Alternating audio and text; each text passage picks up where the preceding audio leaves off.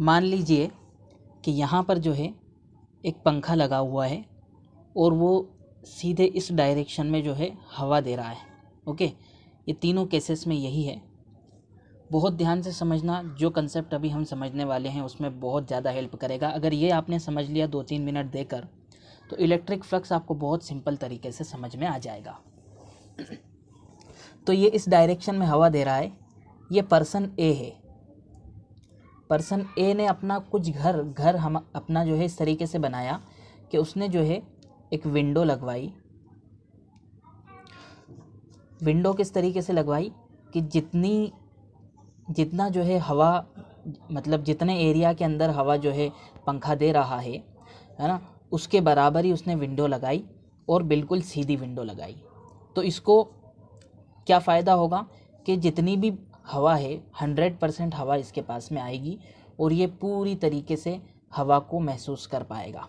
Okay, person B ने क्या करा, पर्सन बी ने क्या करा, थोड़ा सा अपनी 1.5 अकल लगाकर उसने अपने घर का डिज़ाइन थोड़ा सा अच्छा बनाने के लिए वही उतनी ही बड़ी जो है विंडो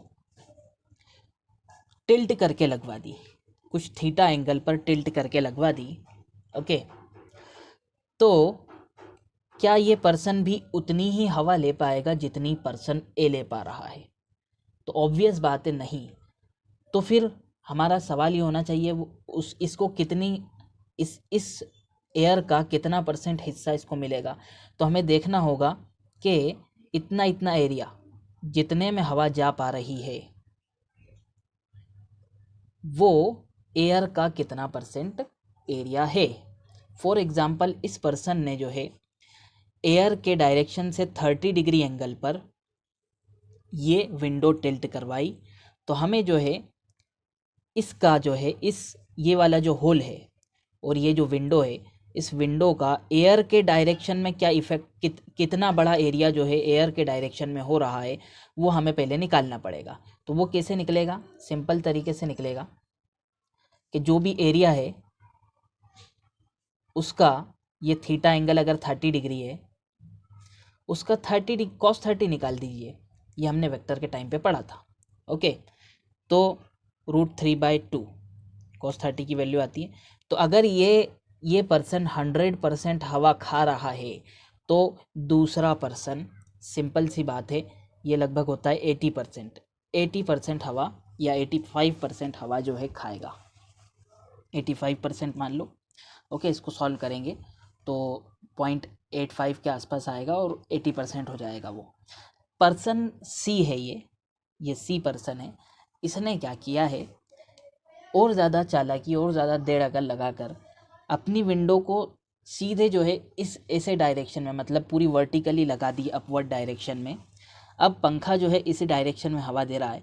अब इसको कितनी हवा मिलेगी? इसको बिल्कुल 0% हवा मिलेगी, क्योंकि एयर अंदर जाने के लिए कोई पासेज ही नहीं है, कोई जगह ही नहीं है, क्योंकि ये पूरी खिड़की इस तरीके से लगी हुई है। या तो ऊपर से एयर नीचे आ सकती है या नीचे से ऊपर जा सकती है। इस तरीके से एयर नहीं जा सकती। तो ये पर्सन सी को 0% हवा मिलने वाली है। ओके, तो ये हमने एक सिंपल सा एग्जाम्पल लेकर समझा कि इसमें 100% एयर अंदर जा रही है। ओके, क्योंकि ये पूरी जो है उसी डायरेक्शन में है ये विंडो। सेकेंड में जो है 100% नहीं जा पा रही है, 85% एयर अंदर जा रही है। और जितना हम खिड़की को, विंडो को झुकाते जाएंगे एयर का पासेज % कम हो जाएगा। ओके, ठीक इसी तरीके से हमारा जो है अगला कंसेप्ट इलेक्ट्रिक फ्लक्स है। इलेक्ट्रिक फ्लक्स क्या होता है? इलेक्ट्रिक फ्लक्स समझने से पहले एक छोटा सा कंसेप्ट आप समझ लो। उसको हम बोलते हैं एरिया वेक्टर। क्या बोलते हैं? Area vector. हम सबको अभी तक ये मालूम था कि एरिया एक स्केलर क्वांटिटी है, बट कुछ स्पेशल केसेस में हमें एरिया को वेक्टर क्वांटिटी मानना पड़ता है, जैसे कि फ्लक्स को समझने के केस में। तो एरिया वेक्टर क्या होता है कि कोई भी एक एरिया है, मान लो this is area A. Okay, इसको एक वेक्टर क्वांटिटी मान लिया जाता है। और इस वेक्टर क्वांटिटी का जो डायरेक्शन होता है ना बच्चों, वो होता है इस एरिया के परपेंडिकुलर, या तो ऊपर के डायरेक्शन में या नीचे के डायरेक्शन में, depending upon the condition. Condition क्या है, हमें एरिया वेक्टर का डायरेक्शन नीचे लेना है कि ऊपर लेना है, वो हम जो है कंडीशन के हिसाब से चुनते हैं। ओके, अब गॉस थ्योरम हम समझेंगे तो समझ में आ जाएगा कि एरिया का डायरेक्शन हम किस तरीके से लेते हैं। ओके, तो ये जो है एरिया वेक्टर है। एरिया वेक्टर क्या होता है कि कोई भी एक एरिया जिसका डायरेक्शन जो है सीधे, मतलब ये जो मेरा हाथ एक एरिया है, मेरा हाथ एक एरिया है, तो इसका मैं डायरेक्शन क्या मानूंगा, सामने। ओके, क्योंकि अगर मैं मेरे हाथ से किसी को थप्पड़ मारता हूँ तो उसका जो डायरेक्शन होगा वो इस डायरेक्शन में होगा, जिस भी डायरेक्शन में हम मारते हैं। तो एरिया का जो डायरेक्शन है उस एरिया के परपेंडिकुलर लिया जाता है, ये बात आप समझ लेना। Okay, this is the area vector का कंसेप्ट।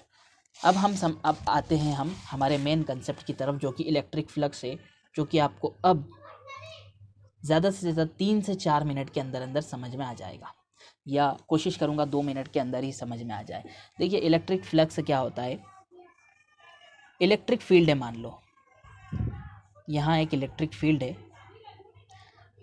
क्या है ये, इलेक्ट्रिक फील्ड। ये फील्ड लाइंस है ना, पिछले लेक्चर में अपनों ने फील्ड लाइन समझी थी। इलेक्ट्रिक फील्ड किसी एरिया से परपेंडिकुलर यानी सीधे डायरेक्शन में अगर पास होती है तो उसको हम क्या बोलते हैं, electric flux. Okay, electric lines of force कितनी एरिया से बिल्कुल परपेंडिकुलर डायरेक्शन में, मतलब ये जो एरिया है इस एरिया से, एरिया वेक्टर से नहीं बोल रहा हूँ मैं, एरिया वेक्टर से परपेंडिकुलर डायरेक्शन में, मतलब 90 डिग्री का एंगल, मतलब सीधी कितनी पास होती है उसको इलेक्ट्रिक फ्लक्स बोलते हैं। तो इसकी डेफिनेशन पे आते हैं अब हम सबसे पहले। तो डेफिनेशन क्या हो सकती है इसकी, कि number of electric field lines passing normally का मतलब क्या होता है, नॉर्मली का मतलब होता है परपेंडिकुलरली, बिल्कुल perpendicularly to any area, surface area कह सकते हैं इसको, सरफेस या सरफेस एरिया। यहाँ पे सरफेस और सरफेस एरिया अलग क्यों लिखा है मैंने, क्योंकि सरफेस जो है मतलब एरिया में, एरिया जब हम बोलते हैं तो हमारे दिमाग में प्लेन एरिया आता है। ओके, इसलिए सरफेस एरिया मैंने लिखा है ताकि वो कर्व्ड एरिया के लिए भी ये चीज़ वैलिड है। Okay, passing through any curved surface या surface area is called electric flux. Electric flux linked with that area, उसको बोलेंगे उतने एरिया का इलेक्ट्रिक फ्लक्स क्या है। यानी जितनी इलेक्ट्रिक फील्ड लाइंस या इलेक्ट्रिक फील्ड है ना, number of electric field lines जैसे गिन तो नहीं सकते हम, लेकिन कितनी इलेक्ट्रिक फील्ड इस एरिया से परपेंडिकुलर या एरिया वेक्टर के, अगर ये एरिया वेक्टर है तो उसके पैरेलल। ओके, एरिया वेक्टर के पैरेलल या एरिया से परपेंडिकुलर, क्योंकि एरिया वेक्टर का जो डायरेक्शन होता है ना वो ये डायरेक्शन होता है, और एरिया ये है, उसका डायरेक्शन ये है। तो एरिया से के डायरेक्शन में अगर हम देखेंगे इलेक्ट्रिक फील्ड लाइंस को तो सीधी जा रही है बिल्कुल पैरेलल, लेकिन एरिया के अगर डायरेक्शन से देखेंगे तो 90 डिग्री का एंगल बना रही है ना, आप खुद देख सकते हैं। तो उसको बोलेंगे उस एरिया का इलेक्ट्रिक फ्लक्स। अच्छा, इसको जो है रिप्रेजेंट करते हैं फाई ई से। ओके, इसका जो फार्मूला होता है वो होता है ई मल्टीप्लाइड बाय, ये क्रॉस प्रोडक्ट नहीं है, मल्टीप्लाई है, multiplied by perpendicular area, perpendicular area. Okay, E के परपेंडिकुलर कौन सा एरिया है।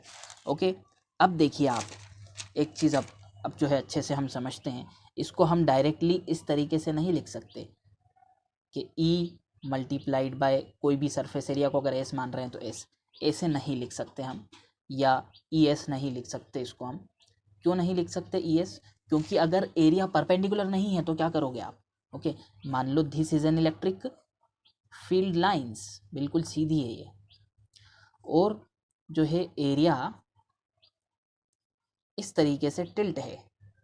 ओके, या अगर एरिया वेक्टर की बात करें तो एरिया वेक्टर इस लाइन से थीटा एंगल बना रहा है, तो हम क्या करेंगे, तो हम क्या करेंगे, इस डायरेक्शन में उसका क्या इफेक्ट गिर रहा है, ओके, वो पहले निकालेंगे। एरिया का जो इफेक्ट है, जो कि इलेक्ट्रिक फील्ड के डायरेक्शन में कितना जो है गिर रहा है, या फिर इलेक्ट्रिक ये जो एरिया वेक्टर है उसका कंपोनेंट इलेक्ट्रिक फील्ड के डायरेक्शन में वो कितना है, वो हम निकालेंगे। तो उसके लिए फॉर्मूला ये बन जाएगा ई एस कॉस थीटा।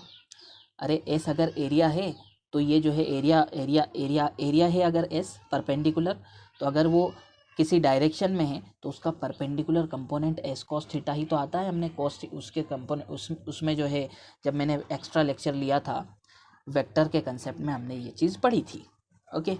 तो इसका मेन फार्मूला और अल्टीमेट फार्मूला क्या हो जाएगा, E S cos theta, okay. या हम इसको लिख सकते हैं ई डॉट एस, डॉट का मतलब होता है कि डॉट प्रोडक्ट मतलब इसके आगे हमें कॉस थीटा लगाना है, यानी कि इसका जो है पैरेलल कंपोनेंट लेना है, ओके। अब मैं पैरेलल क्यों बोल रहा हूँ, पहले परपेंडिकुलर बोल रहा था, पैरेलल क्यों बोल रहा हूँ, पैरेलल इसलिए बोल रहा हूँ कि एरिया जो वेक्टर है, एरिया वेक्टर का डायरेक्शन है उससे पैरेलल होना चाहिए इलेक्ट्रिक फील्ड, बार बार ये बात बता रहा हूँ मैं। और एरिया जो है एरिया से परपेंडिकुलर होना चाहिए और एरिया वेक्टर के डायरेक्शन से पैरेलल होना चाहिए, ओके। तो यहाँ पर हम इस तरीके से इसको लिख सकते हैं। बट हम जो है कई बार जो है इलेक्ट्रिक फ्लक्स छोटा, यानी कि छोटे एरिया के लिए निकालते हैं, बहुत छोटे एरिया के लिए, फिर उसका इंटीग्रेशन करते हैं, इसलिए इसको डी ई लिखेंगे, डी फाई ई लिखेंगे, और electric field multiplied by D S हो जाएगा, ये डॉट डी एस हो जाएगा। अब हम बात कर लेते हैं इसकी एसआई यूनिट और डायमेंशनल फार्मूला की, ओके। सबसे पहले हम एसआई यूनिट की बात करते हैं, ओके। तो फार्मूला क्या है, फाई ई का electric field dot surface area, okay. ये इलेक्ट्रिक फ्लक्स का जो है फार्मूला है। तो इलेक्ट्रिक फील्ड की एसआई यूनिट होती है न्यूटन पर कूलम, ओके, न्यूटन पर कूलम होती है एसआई यूनिट के टाइम पे, इलेक्ट्रिक फील्ड के पढ़ते टाइम पे बताया था मैंने। और ये एरिया है, एरिया की एसआई यूनिट होती है मीटर स्क्वायर, ओके। तो इसकी जो एसआई यूनिट हो जाएगी वो हो जाएगी न्यूटन मीटर स्क्वायर पर कूलम, या इसको इस तरीके से भी लिख सकते हैं, न्यूटन मीटर की पावर 2 मतलब मीटर स्क्वायर और कूलम टू दी पावर -1, इस तरीके से लिख सकते हैं क्योंकि अपॉन में है कूलम। अब इसके डायमेंशनल फार्मूला की बात कर लेते हैं अपन, तो डायमेंशंस की बात कर लेते हैं। तो उसके लिए हमें सबसे पहले इलेक्ट्रिक फील्ड के डायमेंशंस चाहिए, और फिर उसके बाद में सरफेस एरिया के डायमेंशन चाहिए, तो हमें इसके डायमेंशन मिल जाएंगे। तो इलेक्ट्रिक फील्ड का डायमेंशनल फार्मूला होता है m l t cube a की पावर -1 मल्टीप्लाइड बाय, ये एक सरफेस एरिया, और सरफेस एरिया मतलब होता है L इंटू एल, है ना। Surface area L into L मतलब सरफेस एरिया होता है मीटर स्क्वायर होता है सरफेस एरिया, तो मीटर स्क्वायर यानी कि एल स्क्वायर, एल यानी लेंथ, डायमेंशनल फार्मूला निकाल रहे हैं हम, तो एल स्क्वायर हो जाएगा ये, ओके। तो इसको इससे जो है जब करेंगे, ये एल है और ये एल स्क्वायर, तो एल क्यूब हो जाएगा, ये M L cube T cube A to the power -1। This is the dimensional formula and SI unit of this. इस वीडियो के लिए इतना ही। कमेंट करके आप बताइए कि ये लेक्चर आपको कैसा लगा। वीडियो अच्छी लगी हो तो लाइक कीजिए, चैनल को अभी तक अगर सब्सक्राइब नहीं किया है तो सब्सक्राइब कर लीजिए, और अपने फ्रेंड्स तक और कलीग्स तक जिनको इन लेक्चर्स की ज़रूरत है उन तक ये वीडियो ज़रूर शेयर कीजिए। Thanks for watching.